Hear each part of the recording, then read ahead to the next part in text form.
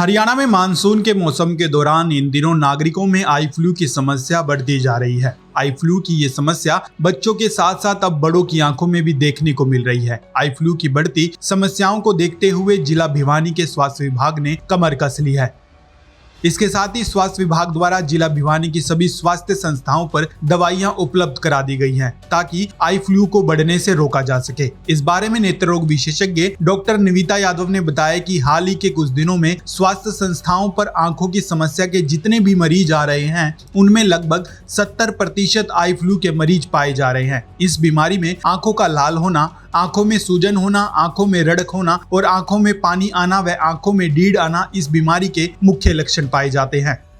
ये बीमारी viral activity कहलाती है तथा इसके ठीक होने में लगभग 1 सप्ताह से 10 दिन तक का टाइम लग सकता है। इसलिए सभी अभिभावकों से अनुरोध है कि जिन बच्चों में इस बीमारी के लक्षण पाए जाते हैं उन बच्चों को स्कूल में ना भेजें। वहीं स्कूल प्रशासन से भी अनुरोध किया गया है कि सतर्क रहें और ऐसे बच्चों को उनके घर में रहकर इलाज कराने की हिदायत दें ताकि स्कूल के दूसरे बच्चों को इस बीमारी से बचाया जा सके।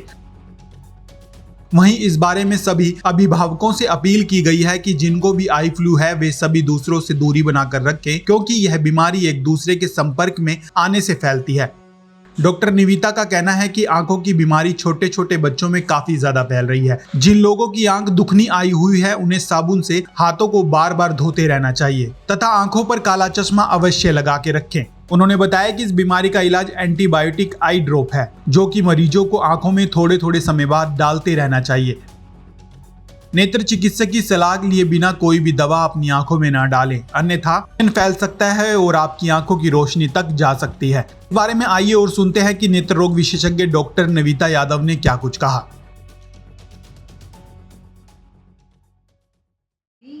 आजकल आई फ्लू नाम की बीमारी जो वायरल कंजक्टिवाइटिस है वो फैला हुआ है हमारे पूरे प्रदेश और जिसके लक्षण है आंखों का लाल होना, आंखों से नीड आना, आंख में लगातार पानी बहना और आंखों में किरकिराहट होना। ये पूरा जो रेनी सीज़न होता है, ये बारिश के मौसम के बाद ये आई फ्लू फैल जाता है। बारिश के मौसम या बाढ़ के बाद ये हमारा कंजक्टिवाइटिस फैलता है। तो इस मौसम में हर सीज़न में फैलता है, लेकिन बाढ़ क्योंकि इस बार बारिश थोड़ी ज़्यादा हुई है, बाढ़ पानी इकट्ठा हुआ है तो इस सीज़न में ये पीक कर गया है एक टाइम पे। इसके बचाव के लिए अगर किसी को ऐसे लक्षण है जिसकी आंख लाल है तो उसको आइसोलेट होना पड़ेगा, एक अलग रहना पड़ेगा और ताकि वो अपने घर में भी बचाव कर सकें। इसके लिए फिर बार बार हाथ धोते रहें और अगर कोई आंख लाल है तो डॉक्टर की प्रिस्क्रिप्शन के बिना कोई दवाई ना डालें। इसके लिए एक एंटीबायोटिक आई ड्रॉप हमारी सरकारी संस्था में हमने अवेलेबल करा दी गई है और बिना डॉक्टर की सलाह के डायरेक्ट दवाई की शॉप से लेके दवाई ना डालें।